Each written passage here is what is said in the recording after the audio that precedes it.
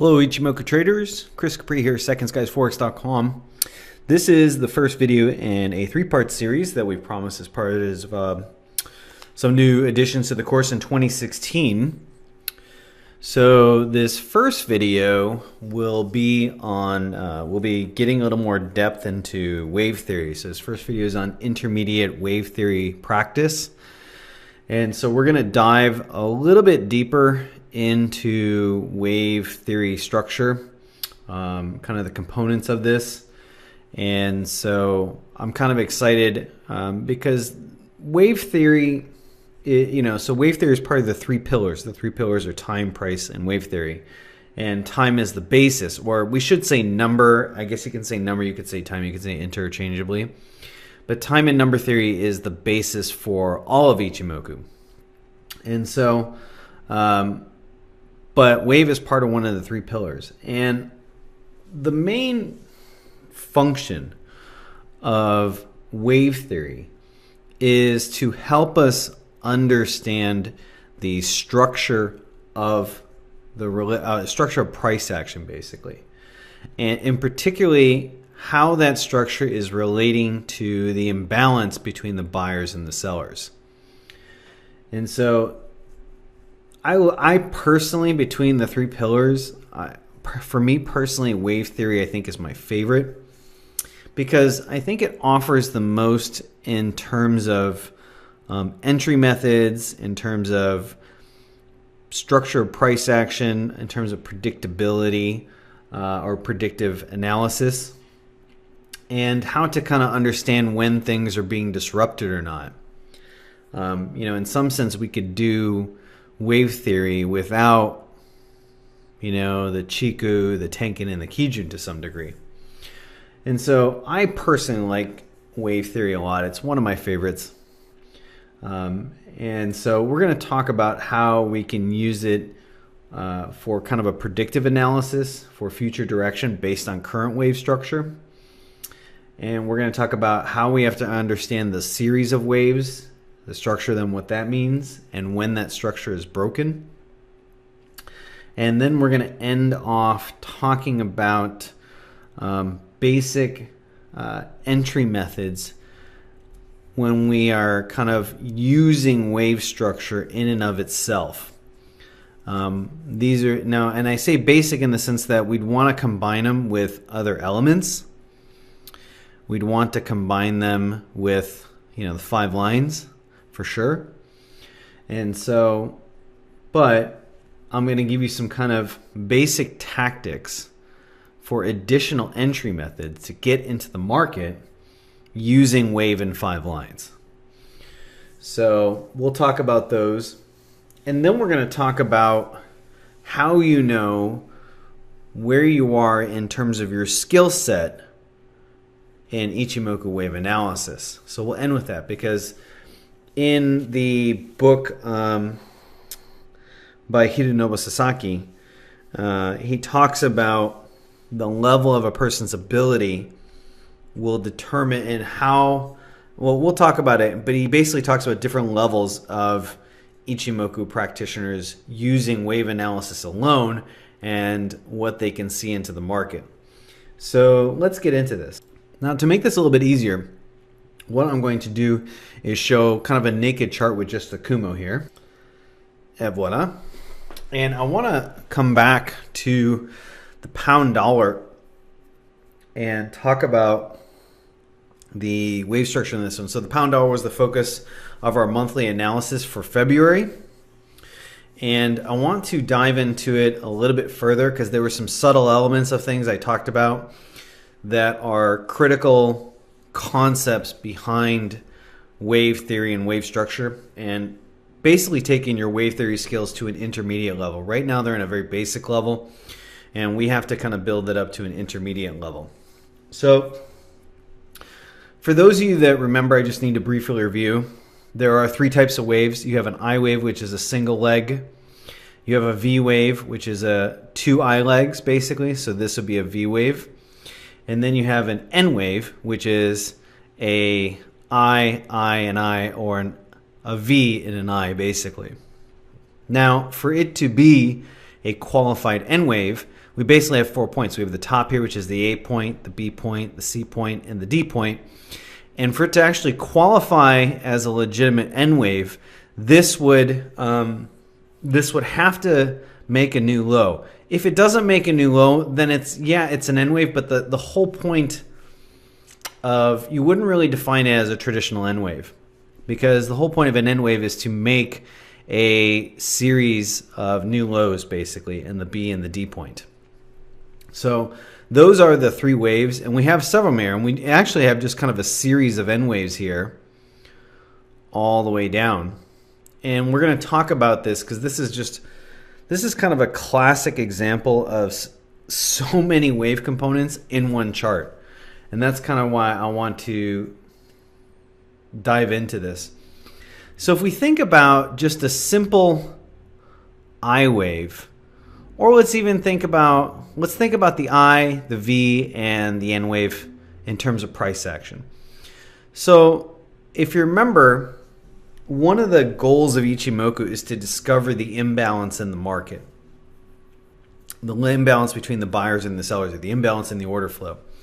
And an I wave, by and large, for a period of time, represents a level of imbalance. You can't have an I wave, you can't even have an I move without there being some sort of imbalance. So we have to start tying in how these waves actually translate into order flow, or an imbalance of order flow. Now, I wave or V waves can take various structures. They can be a sharp I down and a sharp I up. They can be kind of like this one here, which is a strong I wave down and then kind of a choppy leg up. And then you can have kind of one that's a little more segmented like this. It takes several thrusts to get up. Regardless, they all represent the same underlying structure. That is, in this case, we have the bears are selling off, the bulls come back in this I wave here. They do not make the same or higher high, which should tell us that this next leg down, if this fails here, then basically what it's saying is there's a high probability that this is going to get eclipsed. This should make new lows. And as long as it makes new lows, then the bears are in control, basically. So we have to understand how these basic waves relate to the structure of price action and order flow on a level of imbalance. Now, with that being said, there are 3 terms that we have to understand for intermediate wave theory analysis. So there is what we call wave structure holding. And so that you could term that as WSH. Wave structure holding basically means that for an N wave to occur, we have to have 4 points, A, B, C, D, and the D point has to be lower than B. As long as the D point goes lower than B before we get the next I wave up, then what does that mean? It means the wave structure is intact. The wave structure is holding. Now, in this case, we can see this little N wave is wave structure holding. What do? We get another I wave up. We don't make a new low here. We make the same high here, but then we make new lows. And under traditional Ichimoku analysis, if you get a scenario like this where you kind of get what they call like a short-term wave inside of a larger-term wave, this would almost be like a microwave. It's a strange term, but yeah. Because it makes the same high and then it makes a new low, then Ichimoku would actually smooth that out, and they would say just from here to here is one wave. That's how they would term it. That's how they would describe it. So with that being said, this makes a new low, this makes a lower high, this makes a new low, this makes a lower high, and same thing down here. So the fact that the N wave structure keeps holding means that we have wave structure holding, WSH, and that means that we should be looking for more bearish moves or more bearish trades than bullish trades. Until that structure is disrupted, if we're taking 100 trades between here and here, 70 to 80% of them should be bearish. as long as the wave structure is intact in one particular direction, we have to be looking to be on that side of the market more often than not. Now, there is also a concept hidden inside this chart of what we call wave structure advancing. So that's WSA. And what that means is, it means there is an increase in the imbalance. So what we start to see is, this one makes a moderate new low. This one makes a slightly bigger low. This one makes a slightly bigger low. And then all the way down here is a giant, significantly longer low. When the N waves start making lower lows as they progress in kind of an order. So if you have 3, 4, 5, 6, 7, 9 waves, 9 is actually pretty rare.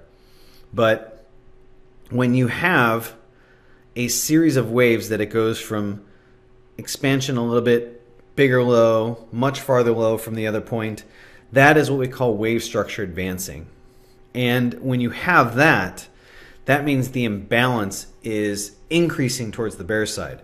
And that's important for us because it kind of manifests what happens if you think about it. If two people were standing in front of each other and one person pushes the hardest they can and they push that person back 5 feet, and the other person pushes back as hard as the other person can, they push the person back 10 feet. If they just keep going at that back and forth, we can see who's going to lose that battle. And eventually, the person who's getting pushed back further is going to run out of force and strength to be able to counteract that stronger force. Once that moment happens, there is kind of what we call a capitulation. It's a point where one side of the market kind of gives up from trying to push back on the market, and they just kind of step aside and say, okay, we're going to sit aside until you guys have exhausted yourself. In fact, if they're smart, they'll join you. So when you have wave structure advancing, usually what happens is the bear side is continuing to push back stronger and stronger. And that means that eventually the bulls are going to give up. And we can kind of see that. Look at the strength. I've talked about this before. The angles of the pushback are decreasing as we go along. So this is a strong pushback. Let me mark this. So look at that pushback. Then let's look at the angle of this one from top to bottom. Then let's look at this one here. And do you see how, minus this one here, you can see how each one of these little pushbacks is getting weaker. It's like sharper angle up, weaker angle, more flat, about the same, very small pushback and down. So we can see it representative in the price action that the wave structure is advancing. And eventually they can only mount 3 days of comeback and then they just get crushed. If we see wave structure advancing, then we should be increasing the amount of times that we are bearish on the market. Does that make sense? That means you want to be looking less and less for bull trades and more for bear trades. In fact, if we were a pure Ichimoku practitioner, from this point on, we would only be looking really for buy or for sell setups. Wave structure can kind of hint at that. And that's also important for us. If we see a wave structure advancing in our favor, then we should be more patient or willing to hold on the trade because eventually that imbalance is going to play out to a massive run and usually a very strong I wave. We see this oftentimes that sometimes something hits a horizontal support, it has a sharp bounce, weaker bounce, very weak bounce, breakthrough. That advancing of the wave structure should be communicative to us that if we are on the bear side, we need to be willing to let this run a little bit longer or a little more patient for it to play itself out because most likely it's going to. So that's wave structure advancing. Wave structure decaying, WSD, means that there's a breakdown in the wave structure. What would that look like? So we have this little N wave here. If this thing right here had broken a prior high, which is always the C point in the wave, there are two key points for determining whether the structure is decaying. Is D the same or above B? So it comes down to D and C. Is D above B or the same? That would be wave structure decaying. The other key point is, in this case, C. So we got A, B, C, and D. If C had broken the highs of A, so A, B, C, if C had broken A, that would be a disruption. And from an Ichimoku perspective, that would mean that the wave structure has now been disrupted. The imbalance is now shifting and becoming more neutralized. And if that was the case, if we were to break this, then we would probably anticipate that the market would attack something around here. So wave structure decaying is really good for a predictive standpoint, because when we start to see that, that's when we should be sitting there going, if we've been piling short and short and short and all of a sudden the wave structure disrupts, that would be something that's kind of like, whoa, wait a minute, hold on a second. I need to pause and reassess at this point before taking any new shorts, adding on to our current shorts, may even want to consider taking profit at this point. And that, that would be something like, whoa, heads up. What are the 5 lines? Is there anything else that's disrupted in the 5 lines? Okay, this is disrupted, this is that. Okay, great. Well then, this thing's done. So wave structure disruption is a very important concept for us because, again, it gives us a predictive ability in terms of what is more likely for the price action. Does that make sense? Yes, no? Okay, so we're going to switch back now to the 5 lines chart. And I want to talk about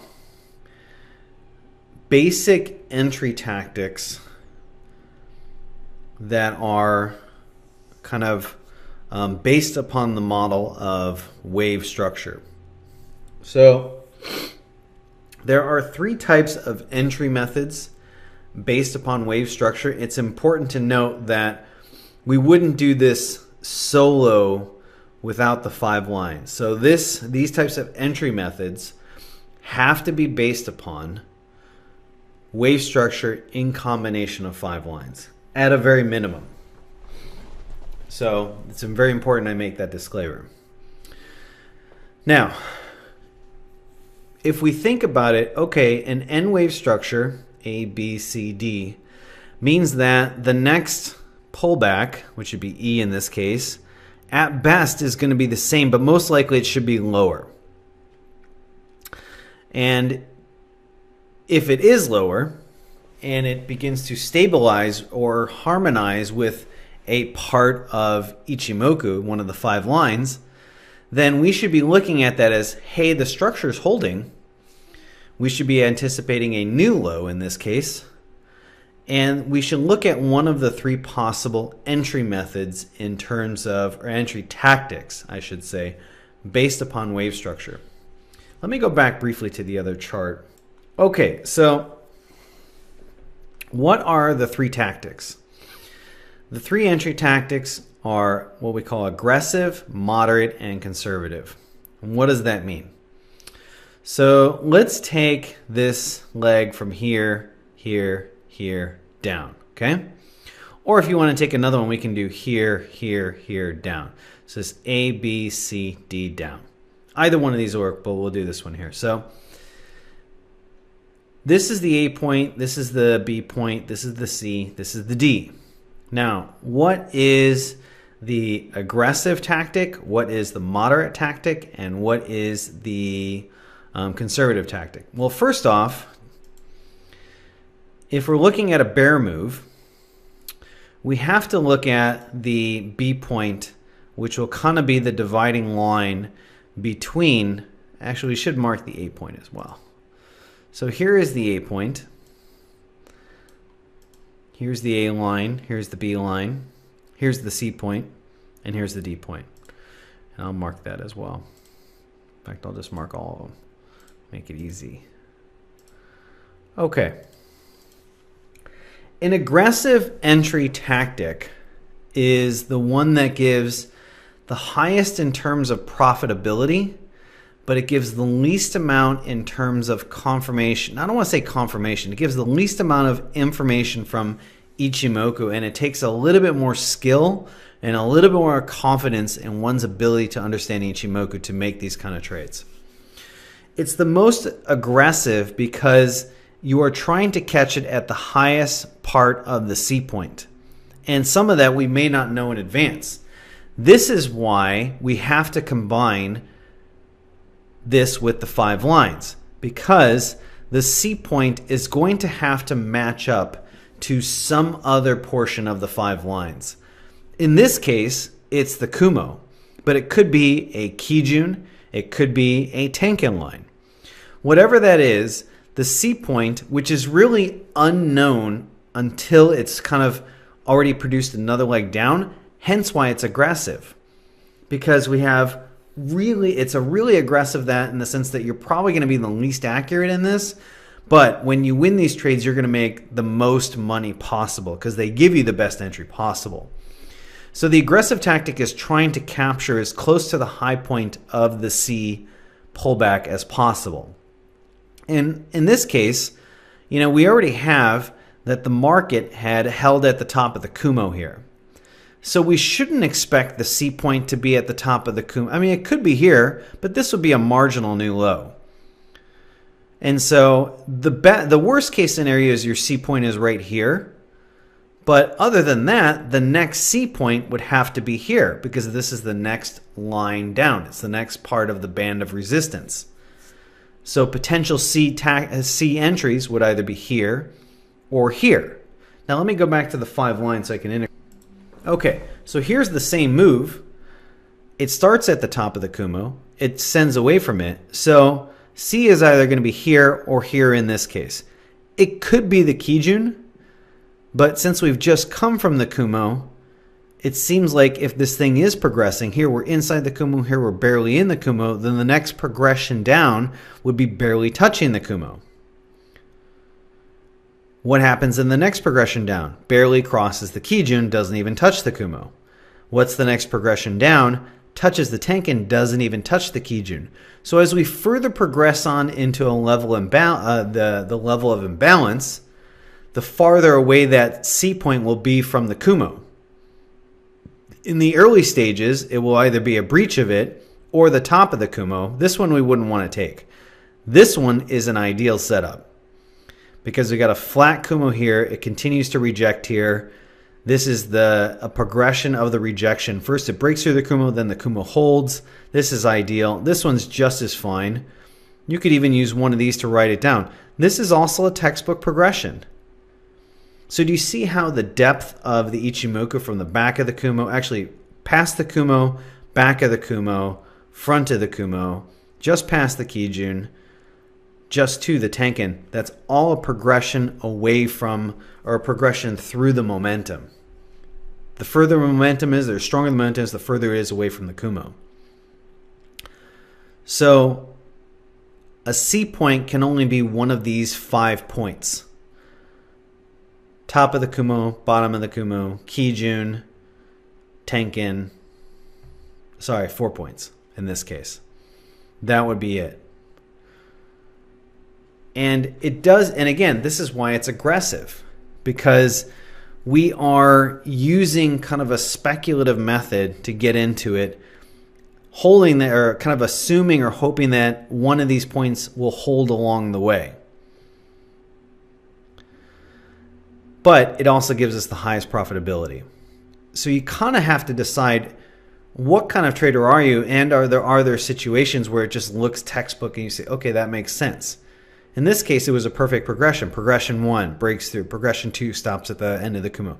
Progression 3, it really, other than this wick here, it stops at the front of the Kumo. That's progression 4. This one breaks it briefly, and then the last progression is it just touches the Tenkan and it's gone. The first time we try this inside of a series, we wouldn't just assume the Tenkan or Kijun is going to hold. We have to assume that it's most likely going to go deeper. But since the wave structure is advancing as we go on, then we can assume shallower pullbacks. Does that make sense? So the entry method would be at one of the 5 lines. Actually, one of the 4, because the Chiku wouldn't work in this case. Are there instances where we could use the Chico? Yeah, no, not really. No, you can't. Technically you can't because the Chico's behind it. There are other ways to use the Chico as a potential methodology, but it would have to be combined with something else to some degree. And we'll talk about that probably on the second video, maybe. We'll talk a little bit, maybe go a little bit more into Chico span a little bit. Maybe the third. So the most aggressive entry would be the C point. The moderate entry has to do is what we call C plus Tenkan or the Kijun, basically. So what does that mean? Or I should say C plus a cross of the Tenkan and the Kijun.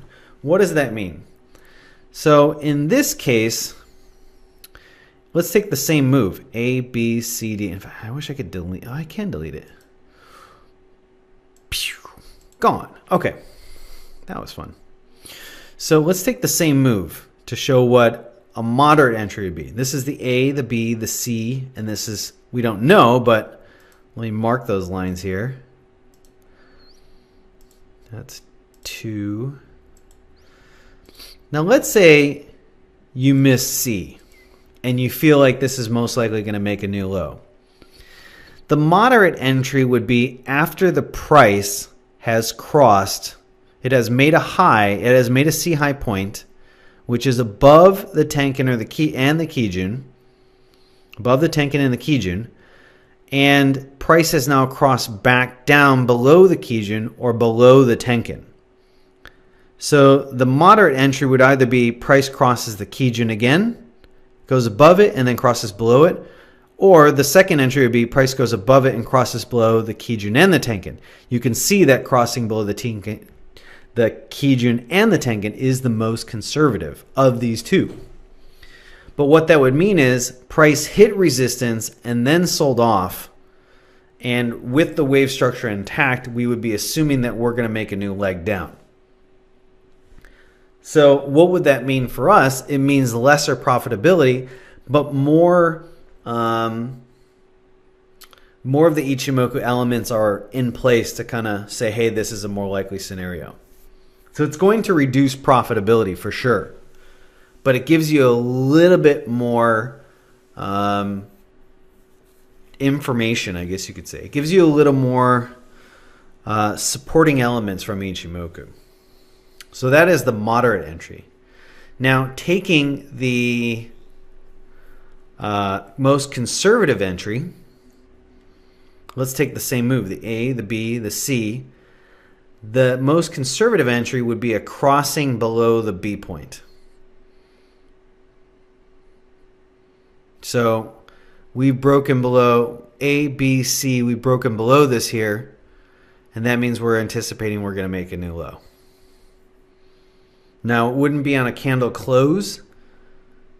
It would be on a price break below that. Once we've broken below that, then we're looking to get short. To me, I'm not a big fan of these, but they are a method because they give you the least amount of profitability and they require you to have a large stop.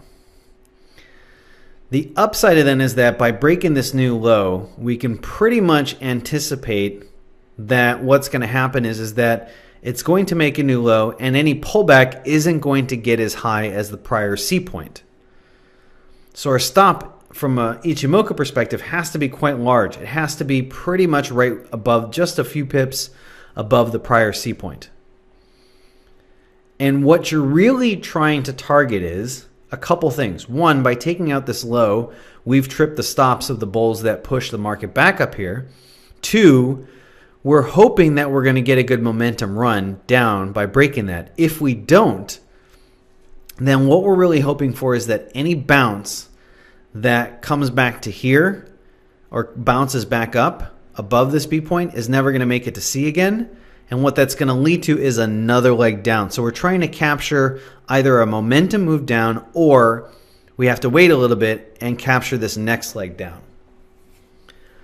So to me, I prefer the aggressive or the moderate. The conservative to me isn't my style because they require just massive stops and a lot more patience. I would consider them the latest entries. But if you do get a nice momentum break, like in this one here, so this is the low of this one here. Let me mark that. You kind of have, I mean, you can draw it kind of like whatever way you want. But you have a relatively textbook, you sell on a break below this here. And look what happens. The market goes right back to these prior lows and then a massive run down. So you would be capturing the lion's share of this move. So there are advantages to that, but it has to be one of those situations that it works really cleanly, like it breaks a new low. This in price action course, this would be called a breakout pullback setup. And those have advantages because they give you fantastic entries that rarely ever don't go that far in the negative. And when they do run, they produce massive runs. So those are the 3 entry tactics based upon wave structure. With that being said, let me see if there's anything else I have to cover here. Oh yeah, so there is one other thing. I guess I can wrap this up, and then I can end with this last thing I want to say. So just to recap, wave is a part of the 3 pillars. All the pillars are built upon time number theory. The underlying communication of wave theory is to give us information about structure of the price action and the imbalance between the buyers and the sellers. It's very important that we learn to understand structure and what it means about price action order flow. Is the structure holding? Is it advancing? Or is there a disruption? So that's WSH for structure holding, WSA for structure advancing, and WSD for structure decaying. Those all give us information about what the most next likely move is for the market. Now, with that, and then we talked about the 3 different types of entry tactics, the aggressive, the moderate, and the conservative. Now, with that being said, this is the part I want to mention about Sasaki. Sasaki talked about how a beginning wave practitioner, and when he's talking about a beginning wave practitioner, he's talking about somebody who's taken some time to work with this and kind of build up some basic skills. So it's not just reading I, V, and N waves. No, someone who has a beginning level of wave analysis skill is someone who can predict, based upon wave structure, what is the most likely scenario moving forward for the next 1 to 3 months. Is price most likely going to be lower, or is it going to be disrupted, which could mean correction or consolidation, or is it going to reverse? 1 to 3 months. So that is basically August, September, October. That's a huge chunk of time, all from wave structure. If somebody gets pretty decent at that, they can tell that 1 to 3 months. An intermediary practitioner, someone who's got a pretty good amount of skill but isn't an expert but is pretty darn good, they should be able to read 6 months to 2 years ahead. And to the expert wave practitioner, this one kind of blew my mind. Up to 30 years. Granted, that would only be on a weekly, monthly chart, but to be able to kind of understand what the most likely direction is for the next 30 years. Sasaki had won several technical awards in his time. And that was for his ability to predict what is the most likely direction and what we should kind of expect about them years ahead. And he won that award several years in a row for being able to say, hey, this is going to make new lows this year, or this is going to make new highs. We should expect this and this. Sasaki, pretty much the protege, the best practitioner of Ichimoku next to Koichi Asada, he was able to predict price years ahead. And a huge portion of that was from wave structure alone.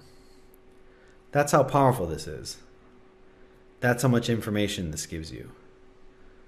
And that's kind of, what you should be targeting, is to be able to see that. And when you combine it with the 5 lines, then you should feel pretty confident. Most likely this is the direction for the market. So with that being said, I hope you enjoyed this first new video on intermediate wave theory analysis. We covered a lot of interesting information, and we talked about other ways to enter the market and what is the underlying goal of wave theory. I'm sure there's going to be a ton of questions. In fact, I can already hear some of the questions in my head that you're probably going to ask. I wish I could tell somebody about that, and then we could wait and see what questions pop out, and they can say whether I was right or wrong. But there's going to be a lot of questions with this. You're going to have a lot to practice. There's going to be a lot of things to understand, and that's a good discussion to have. Try, before you ask those questions, after watching this video for the first time, watch the video again.